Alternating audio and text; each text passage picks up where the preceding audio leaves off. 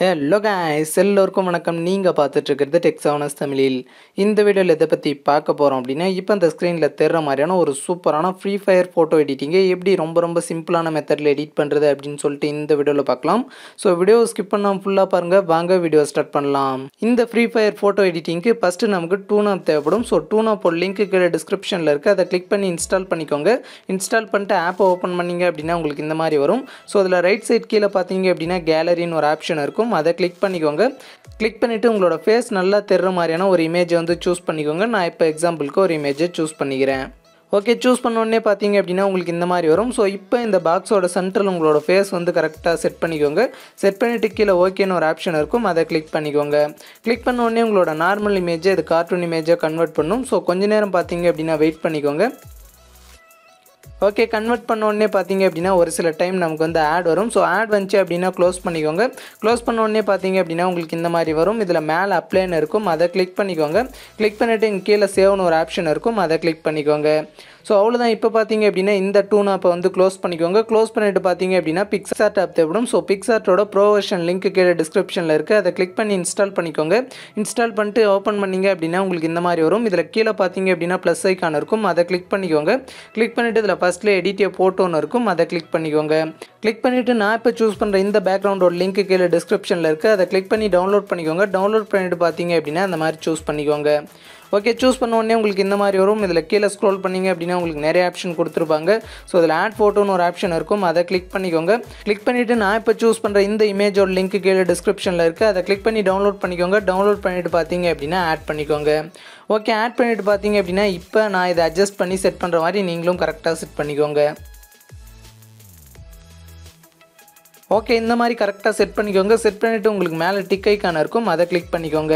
Click பண்ணிவிட்டு மறுபடியும் add photo ஆப்ஷனாகவே click பண்ணிக்கோங்க. கிளிக் பண்ணிவிட்டு நம்ம முன்னே கார்ட்டூன் இமேஜாக மாற்றின அந்த இமேஜை வந்து சூஸ் பண்ணிக்கோங்க. ஸோ சூஸ் பண்ண உடனே பார்த்தீங்க அப்படின்னா உங்களுக்கு இந்த மாதிரி வரும். இதில் கீழே ஸ்க்ரோல் பண்ணிங்க அப்படின்னா உங்களுக்கு கட் அவுட்னு ஒரு ஆப்ஷன் இருக்கும். அதை கிளிக் பண்ணிக்கோங்க. கிளிக் பண்ணிவிட்டு இதில் செகண்ட் அவுட்லைன் ஒரு ஆப்ஷன் இருக்கும். அதை கிளிக் பண்ணிக்கோங்க. கிளிக் பண்ணிவிட்டு பார்த்தீங்க அப்படின்னா இப்போ இந்த பேஸோட எட்ஜில் நான் செலக்ட் பண்ணுற மாதிரி நீங்களும் பார்த்தீங்க அப்படின்னா அப்ராக்சிமேட்டாக செலக்ட் பண்ணிக்கோங்க. ஸோ செலக்ட் பண்ண உடனே பார்த்தீங்க அப்படின்னா அதுவே ஆட்டோமேட்டிக்காக உங்களோட ஃபேஸை வந்து கவர் பண்ணிடும். ஸோ மேலே பார்த்தீங்க அப்படின்னா ஒரு ஐ ஆப்ஷன் இருக்கும். அதை கிளிக் பண்ணிங்க அப்படின்னா உங்களோட பேக்ரவுண்ட் கரெக்டாக எரேஸ் ஆயிருக்கா, ஸோ அதே மாதிரி உங்களோட இமேஜ் கரெக்டாக வந்திருக்கா அப்படின்னு சொல்லிட்டு தெரியும். ஸோ நம்மளோட இமேஜில் பார்த்தீங்க அப்படின்னா சரியாக செலக்ட் ஆகலை. ஸோ அதுக்கு பார்த்தீங்க அப்படின்னா ப்ரஷ்னு ஒரு ஆப்ஷன் இருக்கும். ஸோ அதை சூஸ் பண்ணிக்கோங்க. சூஸ் பண்ணிவிட்டு ஹார்ட்னஸை பார்த்தீங்க அப்படின்னா அட்ஜஸ்ட் பண்ணிக்கோங்க. நான் அட்ஜஸ்ட் பண்ணி 94 வச்சுக்கிறேன்.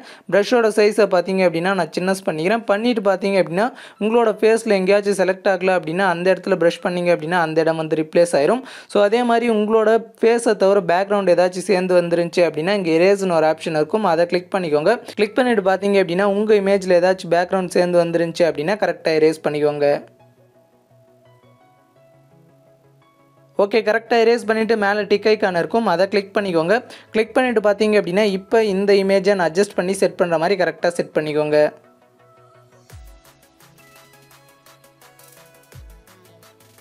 ஓகே, இந்த மாதிரி கரெக்டாக செட் பண்ணிக்கோங்க. செட் பண்ணிவிட்டு கீழே ஸ்க்ரோல் பண்ணிங்க அப்படின்னா அட்ஜஸ்ட்னு ஒரு ஆப்ஷன் இருக்கும். ஸோ அதை கிளிக் பண்ணிக்கோங்க.